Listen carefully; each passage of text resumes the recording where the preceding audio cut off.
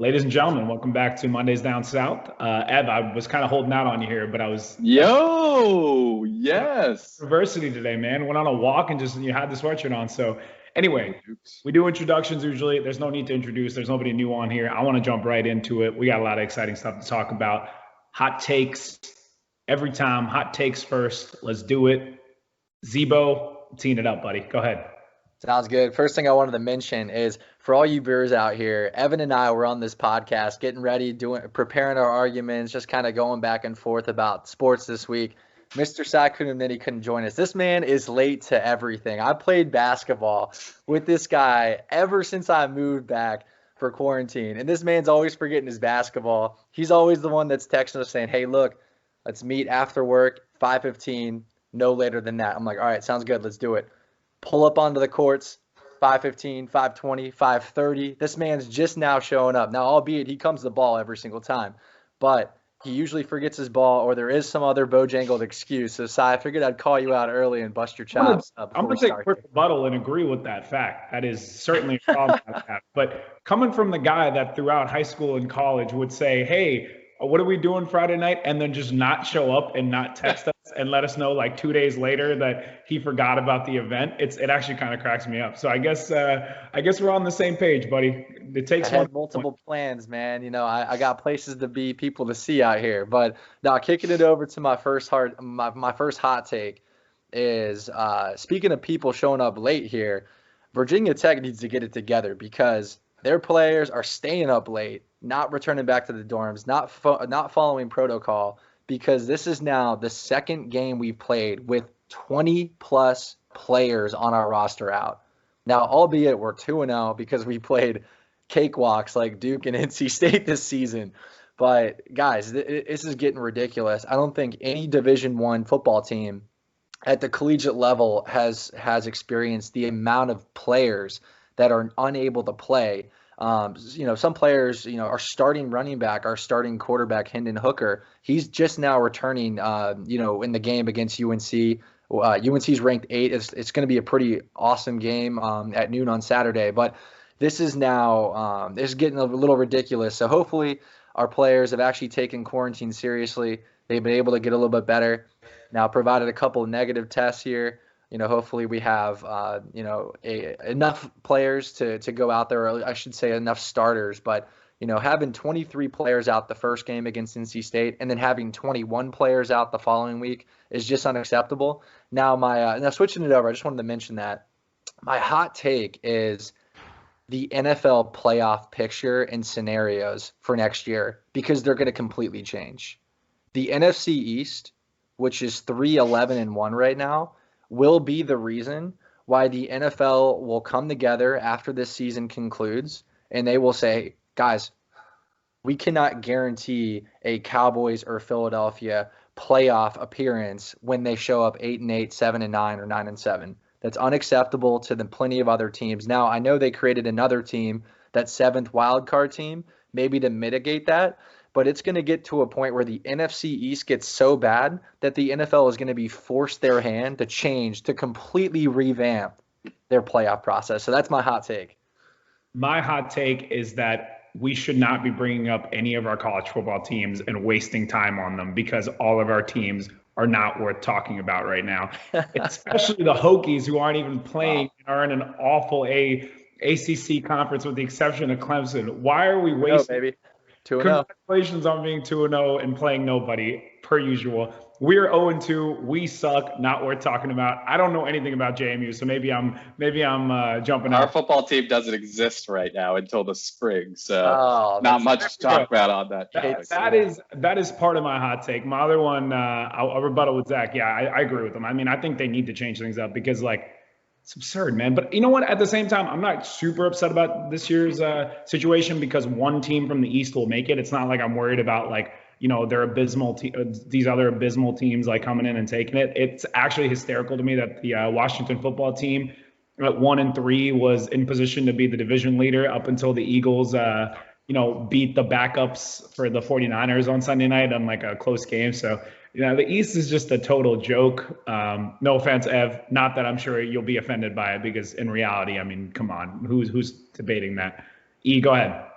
Yeah, I don't really have anything I was too fired up about that I can think about. So just a couple things I'll mention, not to force the fire up. Another college football one that's kind of funny. The FCS, obviously, basically no one from the FCS is playing, but North Dakota State scheduled one game this year, which, not transparent at all, was a showcase for Trey Lance, who projects as maybe a top 5 or so pick, which happened last weekend.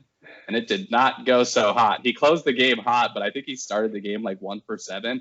And the year before, he went the entire season without throwing an interception, including all the way through a championship run against our Dukes, unfortunately. And he throws an interception in that game. So he did close the game really strong, but kind of a whoops, maybe we shouldn't have set this game up after all because it didn't go so well. Not that I think it changes a whole lot for his draft stock, but it was just kind of funny. For any viewers and listeners that have sat through a segment about Virginia Tech, South Carolina, and the FCS, we thank you for bearing with us as we. I think that's an interesting point. I'm just messing with you guys. No, that is an interesting point. I'm really curious to see like what his impact on the NFL will be, just because Carson Wentz obviously coming up with when he did, and like having that MVP caliber impact like up front, and then now seeing the regression a little bit with all the injuries and stuff. It's not the first guy, and I believe there's another quarterback in the NFL who's a backup right now that's from North Dakota State as well, right? Easton Stick. There it is. So there's a total quarterback machine there. So that's definitely something to keep track of. I will say, as being an FCS expert, in the little I've watched Trey Lance, I still haven't been impressed with his arm. Obviously the stats are pumped up, but even in the game against Jamie, I wasn't impressed with his throwing. But the only other thing I wanted to mention is that the Marlins, this is a very nuanced take, but back to a little baseball, the Marlins need to stop hitting Ronald Acuna. And this is just because I was watching the game today, and I don't think they hit him on purpose necessarily, but he hits a leadoff home run, bat flips, walks down to first base. So 3 innings later, he gets drilled with a fastball like right in his legs or something. So maybe it was intentional, maybe it was not. Maybe they're just trying to pitch inside. But then he just goes on a rampage. He's screaming the entire game, completely fired up, was on base the whole rest of the game. They come back to win like 9-5 or something. So they need to stop throwing at him because it's really starting to piss him off. And I don't think that's good for the Marlins. But I had to sneak in some baseball. But I want to give the Marlins crap, but they made the playoffs and my Mets didn't. So I'm just going to shut up. I'm just going to shut up. It's not the best year for your teams, man. Yeah, no, I can't be bringing that up. But you know what? You kind of teed me up pretty well there, because we'll talk about the NFL later as far as teams go. But I actually think we should touch NBA first, because in 40 minutes we're gonna start another finals game here. And I think a lot of people expected it to be 3-0 coming into this tonight, and the fact that it isn't gives us some more excitement when it comes to talking about that subject. Jimmy Butler. Give that man all that credit and then some. I had somebody message me the other day and say after that game that I think it was 42, 13, and 10 or something of that nature, some stat line like that was arguably the greatest finals performance we've seen in the last 2 decades maybe. And it could definitely be argued, with the exception of maybe like a few Bron performances here and there. I can't really think of many others that would eclipse that, especially given the fact they had Bam and Dragic and all those guys out and managed to beat the Lakers. I've very rarely seen LeBron that pissed when he's been up in a series, and I don't blame him. Like I was telling my cousin I would have loved to have been a fly on the wall in that locker room after that game, with the amount of terrible play that some of those role players and just some of the lack of defensive effort. What do you guys think? What do you think this means for the series? Do you get excited a little bit more about the Heat's potential? What do you think? I'm curious. Yeah, no, I agree with everything you said, Cy. And just in terms of the best finals performances, obviously LeBron in the Golden State series, preferably against, the three-headed conglomerate of KD, of Steph, and of Clay, and then you also had Draymond, right? So, going up against that team, LeBron had very impressive performances, 50-plus points. Now, I think the difference maker is he wasn't able to close those games with a win. When LeBron had those amazing performances in Cleveland, those first couple games in the finals against Golden State, they were still losing those games, but LeBron was at least keeping them in the game. I think the big difference maker here is Jimmy Butler, actually won this game for his team. And it just goes to show you that when the Heat play incredible basketball, it's guaranteed a close game. When the Lakers play incredible basketball, it's not even close. I mean, we're talking a 20, 25 point performance, right? And so it goes to show you that Jimmy Butler is going to have to continue to play at this elevated level if they want to have a chance. Now, don't get me wrong. It's a very exciting series right now. And game 4 is very interesting because the Lakers are going to bounce back. Frank Vogel, and Saz mentioned Frank Vogel's amazing, coaching ability displayed in the playoffs on this podcast before. You 100% know that he is going to draw something up to try to shut Jimmy Butler down and have some of those outside shooters shoot and bank on them missing. So we'll see what they cook up, but you also have Bam Adebayo coming back tonight. Game 4 is going to be really interesting, but the only thing I got to say on this performance is, LeBron, you're in trouble. We'll see what happens tonight. I love that line. Zach did pick the Heat in 6. Continue, Evan. Well, I'm going to disagree with you a little bit, and I'm also going to question you a little bit because, I don't think you said it explicitly, but you're basically saying that you think there's a huge gap between these two things, these two teams, based on. I do. But whereas, less than a week ago, you had picked them to beat the Lakers. In 6. But in 6. I digress. I am going to disagree with you, obviously, on that. I kind of blanked on the other way I was disagreeing with you. But anyway, obviously, without Bam and Dragic, that evens them up a little bit if they can get Bam back, especially. And I just think this game 4, man, this is huge game for the Lakers. I think if they lose this, it completely flips this. Obviously, it flips the series on its head and evens them up. And if they lose tonight, I might say the Heat win in 7. I just think this is a huge game coming out so flat. Huge game for Anthony Davis. People always pick on give LeBron a hard time about his legacy. I think that's a little unfair. But for Anthony Davis, if they don't win this series, that's a huge, huge problem for Anthony Davis's legacy to date. And it puts a small chink in LeBron's as well, just because to go up 1-0 to completely dominate. And I think the first game, it was I don't know, I counted up to being kind of a fluke that it was such a blowout. But and then with the injuries and even with Bam coming back, I'm sure he's not 100%. If the Lakers don't win this series, man. And if they lose tonight, the way Jimmy's playing, he keeps it up. I don't know, man. Yeah, so a couple things. First and foremost, you brought up Bron earlier, and it's relevant only because he's in this series, which goes to show how much of a monster he's been his whole career. But you talked about them not closing out, him not closing out those games where he's had those performances. Game 6 of the 2016 finals was one of the greatest finals performances of all time. LeBron absolutely dominated. Game 1 of 2018, where he played KD, Steph, Draymond, and Clay essentially by himself with a bunch of old dudes and played 48 minutes, played every single minute of the game, put up 58 and 8 in that game, and were in position to win if they grabbed a rebound and put the ball back in. And J.R. Smith grabbed the rebound and ran backwards. So I am not about to put that on LeBron James. I'm about to put that on J.R. Smith. That would be argued as the greatest single game performance in the history of the NBA Finals if LeBron had won that game with what he did and the fact that he literally played every single minute. So the reason I tee that up is I actually disagree with you, Ev, in that if they lost this finals, this wouldn't be a minor knock on LeBron's legacy. It would be a major knock on LeBron's legacy, regardless of the fact that he's 35 years old. He has been the best player in the NBA this season and in these playoffs. If you look at the entire picture, I really don't know how you could argue against that, just because when he's wanted to, he's dominated. And him being so angry at the end of last game is because he knows that's the case. He knows that he's the greatest player in the playoffs. He knows he's the best player in the NBA, and he knows that they had no business losing that game. Even if Jimmy had done exactly what he did last game, the Lakers still should have been able to win by 10 plus points, just based on the fact that they missed like an absurd amounts of shots. KD took 9 shots the entire game. I understand he was incredibly efficient. He's always efficient. That's just the kind of player that he is, given his size and his guard skills. But how do you take 9 shots in the entire game, AD? I mean, you are easily the best big man in the NBA in terms of your ability to score. You need to take more than 9 shots. Jimmy Butler could put up 40 again, and the Lakers could still win by 20 or 30 points. That's what they're capable of doing. But just overall as a team, like the role players didn't step up. Braun was good.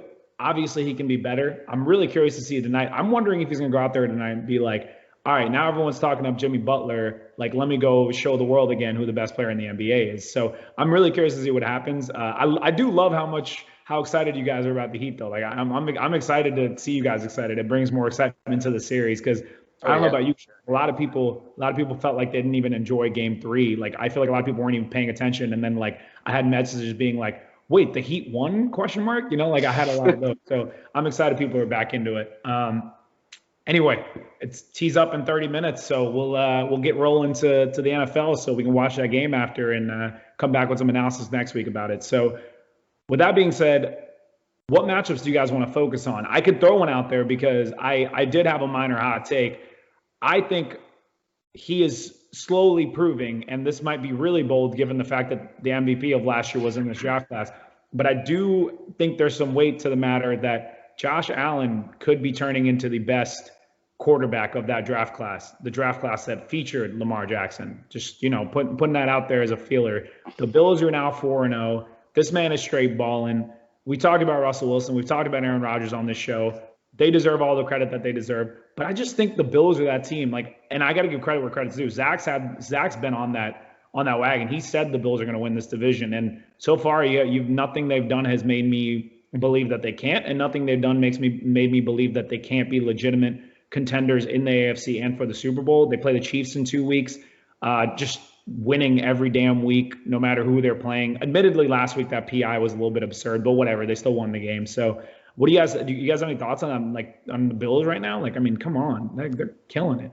Yeah, I think the big difference is the difference that I'm seeing in the Bulls this year as opposed to last year is just more fluidity. Like their offense looks more like a well-oiled machine. They're able to drive down the field on consecutive drives and score. For the first time this year, I'm seeing 5 wide.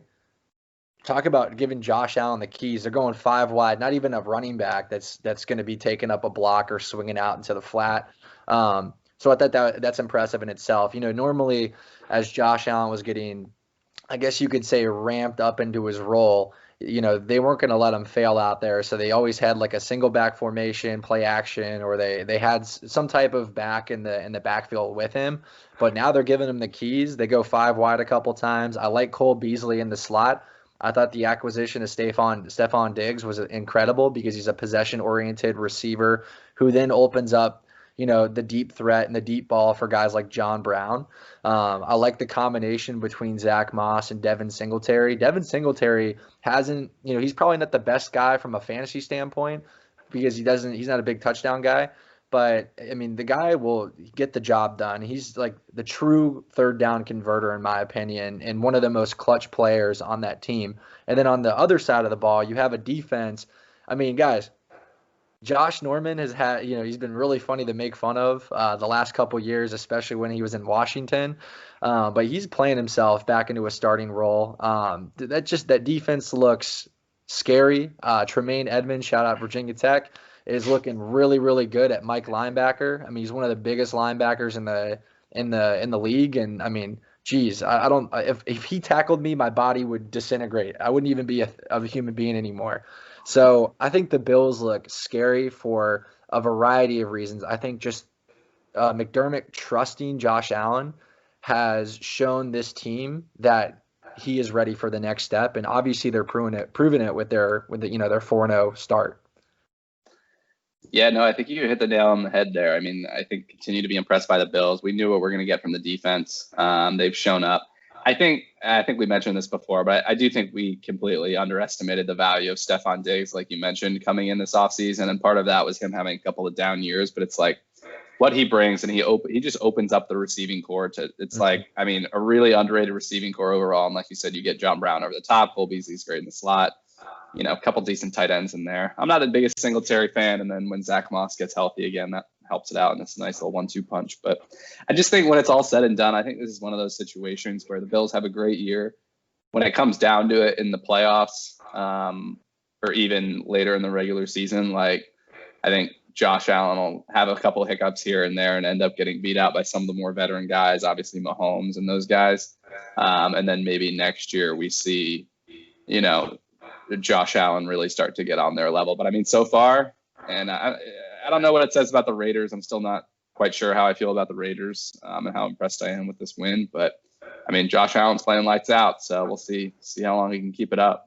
Yeah, so what I'm surprised by, and the reason I'm surprised by this is I think you guys are higher on Stephon Diggs than I am. I don't think he's been like amazing or anything since he's gone to the Bills. Like he's been good, which is like fine. But the fact of the matter is I think he's been one of the most overhyped receivers in the NFL since his debut.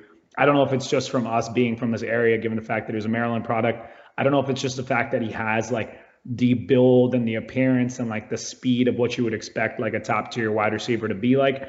I don't know if it's the fact that Minnesota refused to run the football and chuck the ball like 500 times and he was a beneficiary of that as their number 2 receiver. I don't know, but I legitimately, from the games that I've watched with the Bills and from what I've seen, Diggs is a good possession receiver, but I don't think he's like, a top tier receiver, which is why I think it's what they're doing offensively is so impressive, because I think coming into the season, we all knew the Bills were going to have a great defense. They had a great defense last year. It's what got them into the playoffs and almost got them a win in the first game of the playoffs last year. But what blows my mind is how amazing Josh Allen is playing with a somewhat I would say like just slightly above average offensive core around him. Because if you think about a lot of these other guys that are putting up big numbers, they have a better offense. I mean, look at Russell Wilson. Like Russell Wilson's amazing, but he's throwing the ball to Tyler Lockett, DK Metcalf. He's got Chris Carson as his running back, players like that. I mean, Rodgers is a different story. He had Devontae Adams game 1, but also Rodgers is, a multiple-time MVP, like one of the greatest of all time. So I don't know. I think what Allen is doing with what he has is still pretty darn impressive. Like I'm very impressed. Like I did not give him this much credit. I did not anticipate him playing this well. But this team is legitimately scary. Like I would not be surprised if 2 weeks from now they gave the Chiefs a run for their money. Like I wouldn't be. Yeah. I was just going to say, I think John Brown's actually, and Cole Beasley for that matter, I think they're both actually really underrated, like football players. Like in the past, especially when they've been on the Bills, like, like the fantasy numbers weren't there, so people don't gravitate to them. But like, I think both of them are. I think they're underrated. I think they're good, not great. I mean, there's a lot of teams that are losing games that have better weapons than the Bills do, in my opinion. But that's why it's so impressive. Yeah, well, hey, keeping it in the AFC East, I wanted to give Evan's friend Marty a shout out. I know Marty's probably going to be tuning into this. Marty was the only person on our pick'ems to pick against his Jets, and he was right. The Broncos and the Thursday night game, they took it 37-28. I know all three of us predicted the Jets to finally get their first win. That certainly didn't happen. So, Marty, you were a true Jets fan when you pick against your Jets when they're playing a winless team. But I just wanted to give him a shout out there. Maybe moving on to another game here. How about the Cowboys-Browns game? I mean, that was a shootout. What were your initial opinions? I don't know if you all watched that, but I know Cy and I were catching some of the 1 p.m.ers, and we kept cracking up at how OBJ was just uncoverable that game. Go ahead. Yeah, no, I think the story of that one, other than obviously Nick Chubb getting hurt, which is, a huge bummer, but is Odell just completely losing his mind. And I mean, I think we're all kind of hoping that that's what you get. I mean, obviously not on that level, but if they can get him the ball in space, and obviously, the fun play with Jarvis there on the first touchdown. But man, it's becoming fun to watch, which is hard to believe for the Browns, but you're actually starting to see what they were building and what they wanted to get out of the roster construction, how they wanted to build things. To get it going, where you just pound the run game, play action. You got 2 really good receivers. It's starting to come together. I mean, the Cowboys are trash. I borderline think Mike McCarthy should get fired mid-season. That's how bad I think he is. But granted, I didn't think he should have been hired in the first place. But I mean, and again, it's such a shame that Chubb is out for a bit. But yeah, I mean, it's starting to come together for the Browns. Isn't it funny what happens when you give the most talented guy on the field the football? Isn't that amazing? I thought this years ago. I've been trying to tell people Odell Beckham Jr. is still very capable of being a top 3 to 5 receiver in the NFL. He still has the talent. He still has a route running. He's still a dog. He still wants it. I understand there's some, he maybe isn't the most likable player to some guys because he can be arrogant or whatever, but he is a freaking beast. They got him involved and he balled. And that is not even surprising even a little bit. Like, I'm not even a little bit surprised. It's literally give him the ball and he balls out. So that part's not surprising. The Browns are playing better. I mean, I think Ev and I both picked, I don't know if it was Ev, but I think Zach and I picked the Browns last week. So I wasn't surprised to see them win, but the fashion in which they won and the fact that Dak threw for over 500 yards and they still lost that game is hilarious to me. The only win the Cowboys have this season, and I think the storyline of this is the Cowboys being extremely overrated. The only win the Cowboys have this season is a game in which the Falcons handed it to them on a silver platter. That is the only win they have all season. So that in itself is just goes to show how like bad the Cowboys defense has been, and even offensively, like they're putting up a ton of yards, but you have Ezekiel Elliott and like I don't know if you guys watch, but they barely use, like, it just feels like the usage of one of the best players in the NFL at his position was so minimal. Like, I just don't understand why, like, how you have great players or like the best players at their positions and you don't use them. That never makes any sense. That's Mike McCarthy for you, man. He always did that. You're right. You're exactly right. He did the same thing to Aaron Jones. That's when the free Aaron Jones movement came out. He should have never been hired, in my opinion, to the Cowboys. But I think we're in agreement with that. Zach, go ahead. Yeah, it also brings up the question, are guys like Dak Prescott and, dare I say, Matt Ryan, are they truly elite? And the reason why I bring that up is because if you look at their stats are phenomenal, but it's because they're playing themselves back into games. Dak threw the ball 60 times. Baker threw it less than 25, I'm pretty sure. And it just goes to show you how you can deviate away from guys like Zeke Elliott and I mean, Gurley's nowhere near the same level as Zeke. But when you go down in games by 2-3 touchdowns, it truly changes the way you play football. And like now you're just spending time getting last minute yardage and touchdowns. So from a stats standpoint, you would think Matt Ryan and Dak are outplaying everybody. But when you look at the amount of wins they have, they're combining for one. They're 1 for 7 right now this season so far. So it begs the question, are these guys truly elite? There were a couple of plays that Matt Ryan could have made last night. He didn't make them. Calvin Ridley was wide open in the end zone on multiple occasions. And Brian Griese, one of the announcers last night, brought up a good point and said, here's the difference between Aaron Rodgers and Matt Ryan. Aaron Rodgers makes these throws 9 or 10 times out of 10. Matt Ryan completes them 3 or 4 times out of 10. And we're talking like, escaping from the pocket, rolling out right, and throwing a 30-yard dart into the end zone. Matt Ryan just wasn't able to make those plays last night. So I'm curious to see, how you would compare those quarterbacks to some of the other elites right now in the NFL. Well, I think Matt Ryan has had a few elite seasons here and there, right? Like that's why he's an MVP for a reason, and he's a guy that has shown that he can perform on the big level. Dak Prescott, I think, just has way too much hype in my opinion. I mean, he's been given a lot of help around him, and admittedly, I'm not going to blame him all the time for the Cowboys losing, but I'm also not going to sit here and already anoint him as this elite quarterback when I don't really know what he's proven. Like, what is he proven? What have they done with Dak Prescott that makes me want to he's been given every weapon and then some. I would hope that you would be doing well on an offense that has 3 incredible receivers, one of the best running backs, and an incredible offensive line. Like, anybody should be performing well in that system. So, and if you're being allowed to throw the ball 60 times, of course, that's going to help your stats. So I don't know about that, but yeah, Matt Ryan, I think, has been elite. I also don't think Matt Ryan is a problem in Atlanta, right? Like, a lot of the games that they've won, they put up points. It's not, and admittedly, the Julio's been hurt. Calvin Ridley's gotten hurt. Like, it's not like Matt Ryan has been the struggle that, last night he didn't play well. That's true. But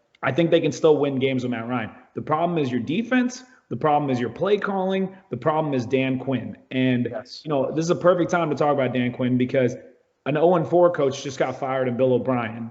And the question here is, when and is Dan Quinn going to be fired? I don't even think we need to necessarily try to address it. I think the question is how on earth has it not happened yet? Like, you would think the moment that game ended, that announcement would be made.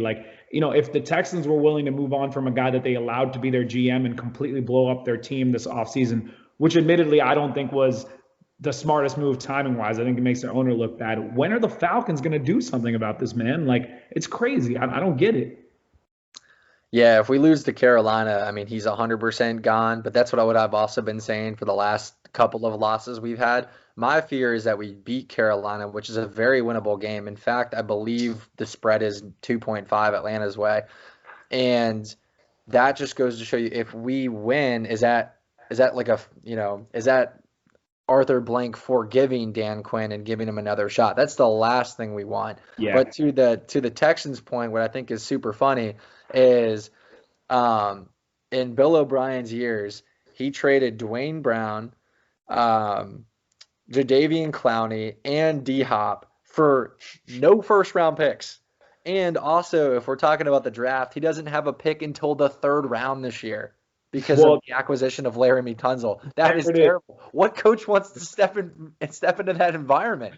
No, that's the funniest thing. That is such a perfect way to put it. The fact that he traded DeAndre Hopkins, Jadeveon Clowney, and like several other players, never acquired a first round pick, but then traded for Laramie Tunsil and gave up a first round pick. Like that is literally like that is the funniest thing to think about. And like you let this guy be your GM. And I don't know if you guys heard, but an hour before the announcement came out about him being fired, apparently he was in the owner's office saying that he wants to take over as offensive coordinator. So maybe that is why, maybe that was the straw that broke the camel's back, because as if he hadn't messed up enough, he was like, oh yeah, like the problem is I'm not calling the plays. All right, Bob, let's get you out of here, buddy. So yeah, do you have any takes on that before I kick it over to another AFC South team?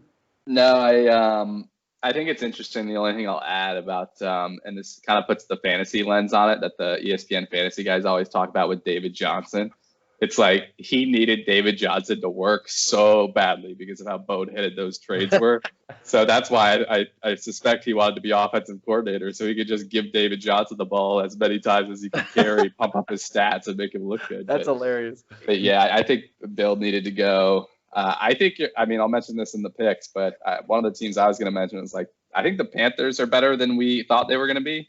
I don't think they're going to like make a deep playoff run, but with the expanded playoffs, I think that's a team to watch to get in. But yes, I think you're going to mention the other game I wanted to mention, so I'll let you.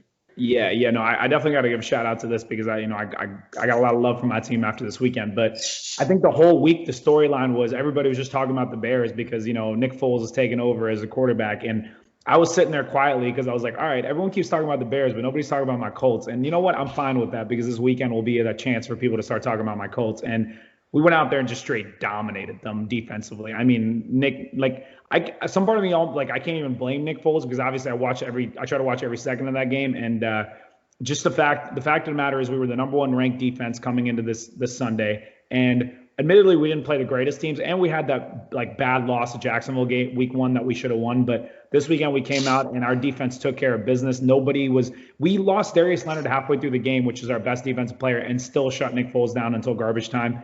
I just want to give a shout out to my Colts defense. I also think offensively, we need to be a little bit better about converting on touchdowns and like running the ball more with Jonathan Taylor. I was getting a little bit frustrated with that, but very happy with my Colts. On the flip side of that, the Bears, yeah, I don't know, man. Like, I don't think it's like, I don't know what you guys think about this. I think a lot of people asked me after the fact, hey, do you think, the Bears were wrong to go with Foles? I don't think so. I think basically he was in a pretty tough matchup right off the bat. There was a lot of there was a lot of coverage where guys just weren't getting open, and he was doing his best, but the offensive line was getting blown up. I'm not out on Nick Foles yet. I still think the Bears can win games with them, but at the same time, like, I just think there's a little bit too much hype surrounding the Bears right now. And clearly there's another team in their division that is definitively better than them at the moment. So had to bring that game up for sure. I don't know if you guys have any thoughts. No, yeah, that was one I wanted to mention on, I guess, to touch on the Bears first. I never understand the Foles thing. He's only been good in Philadelphia in those crazy stretches. I think it was just something about him in Philadelphia with Peterson that worked. He hasn't been good anytime else.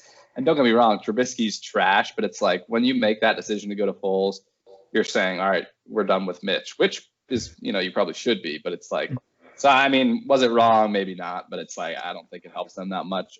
I disagree. I don't think there was that much hype on the Bears, maybe a little bit, but I do think it's more a story of, I think we're going to start seeing the Colts as a kind of like I think was maybe it was you, Cy, last week that picked them as the team that could challenge the Chiefs. I think we're over the next couple weeks going to start to see them as a serious like Super Bowl contender. Like just with that defense, they need to figure out some things on offense. But I think it's really coming, and people are kind of slow to seeing it, obviously, compared to Mr. Cy over here watching them every week. But I think more people are going to start to see it, and they're going to really start, jumping up the ladder here as a true contender. Zach? Cool. Well, hey, I think that's actually probably the perfect time to pivot from week 4 recap to week 5 predictions. Now, Ev is our financial analyst / statistician.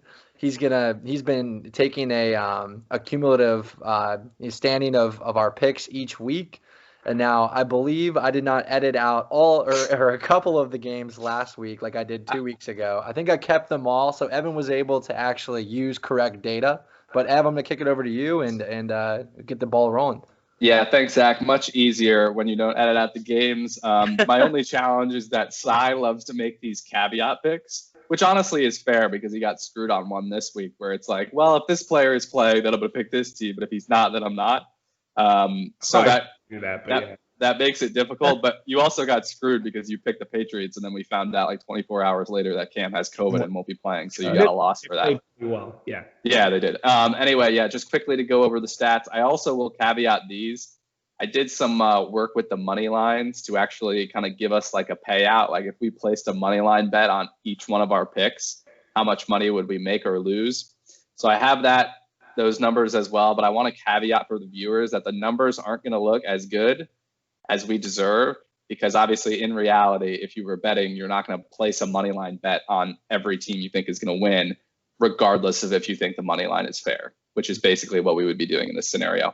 So quickly, week 2 of doing this, which was week 4, Cy came out on top. Cy actually had a great week with 10 out of 15, which is really solid. Marty and I came up with 9. Zach, you came up with 8. So Cy, that 10 out of 15 is quite good, and then the others are fairly average. And then if we look at the money line calculation here, which gives some weight to actually picking upsets, Cy, you almost broke even, which is quite good. You were winning for a while, and if you got robbed on the New England one, otherwise you would have been positive. And then all of us were kind of even, losing like 60% of our purse, which again seems like a lot, but in reality we wouldn't bet like this. So 60% losses across the board. Marty only lost about 50% because I think he pitched a bunch of upsets, but there we go. Cy was the big winner last week. Thank you. I admittedly, I went pretty bold, and even after the fact, I was like, that was pretty bold on my part to pick some most. I guess it worked out. So Zach, let's tee it up for this week, man. Let's roll. Sounds good. All right, cool. So moving on from week 4 here to week 5 projections, we're going to kick it off with the Thursday game.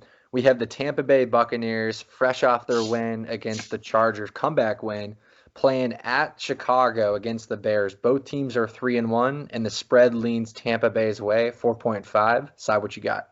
I got the Bears by field goal. Yeah, this is a brutal pick. Brutal. I don't think either of these teams are 4-1 teams, but I'll pick the Bucs. I'm going to go Bucs too, and I actually think they cover that spread. So interesting stuff here. Cy and we're all already disagreeing on picks, and it's the first one. Moving on to the second pick here. The Carolina Panthers play against their arch nemesis, the Atlanta Falcons, in Atlanta. Despite the fact that Atlanta is 0-4, they are projected to win by 2.5. Cy, kicking it over to you again. I'm picking Carolina because Julio Jones is going to be out for that game most likely. By field goal.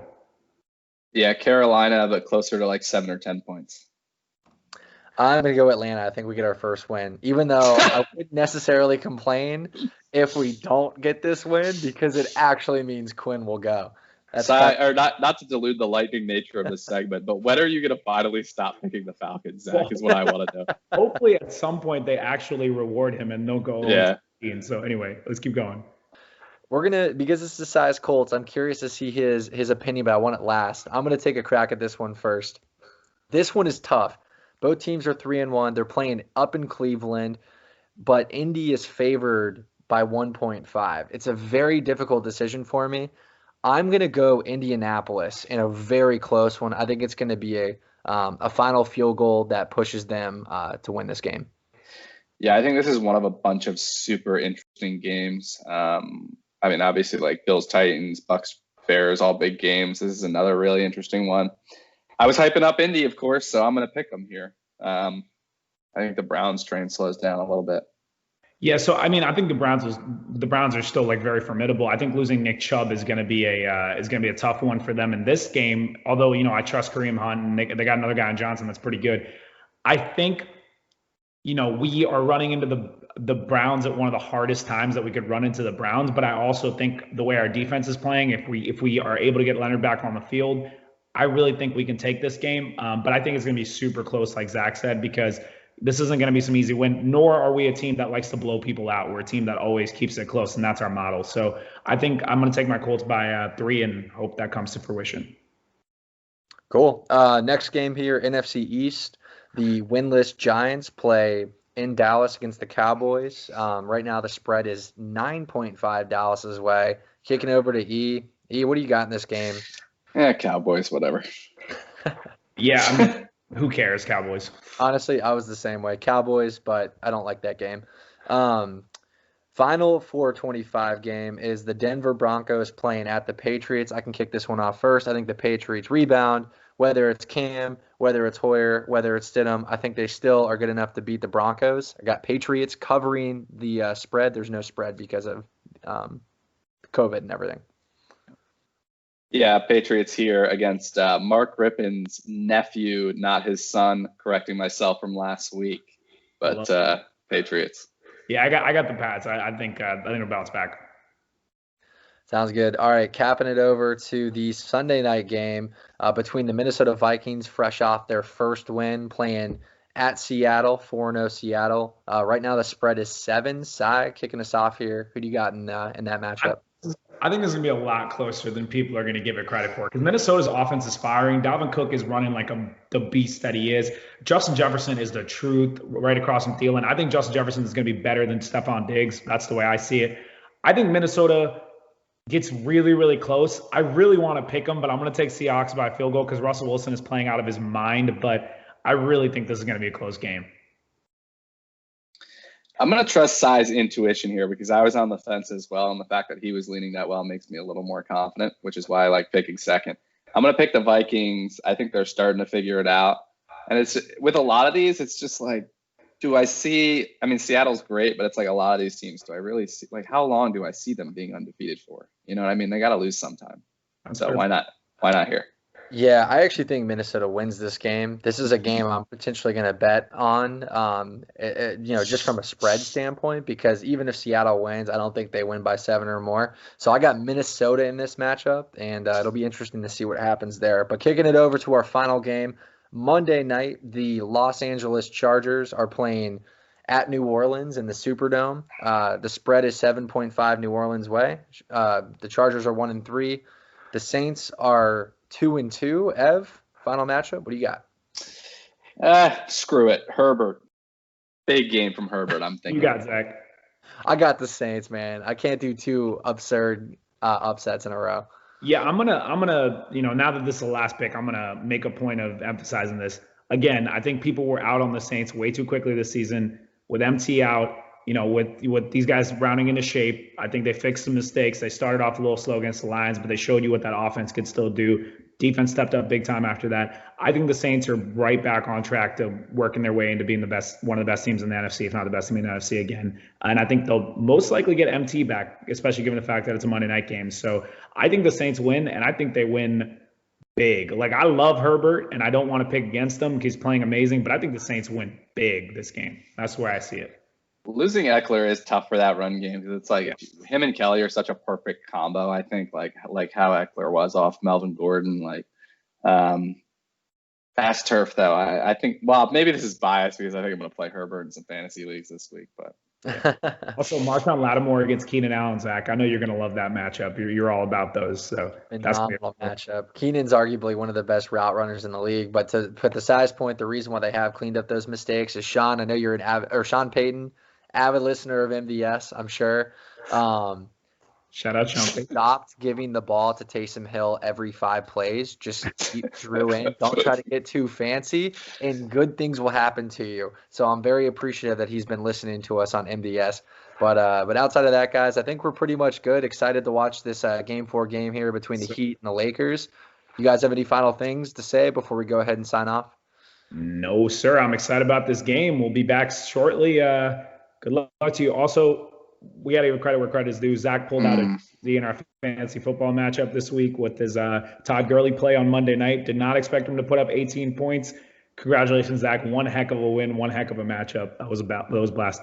4-0 to 3-1. Love it. Yeah, good win, Zach. That one stings. But tip the cap.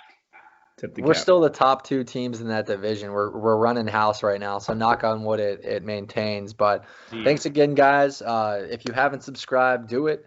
Just click that button on YouTube. We post, we love, if you have a question for us or if you want to be on the show, just let us know. We'd love to have you as a guest.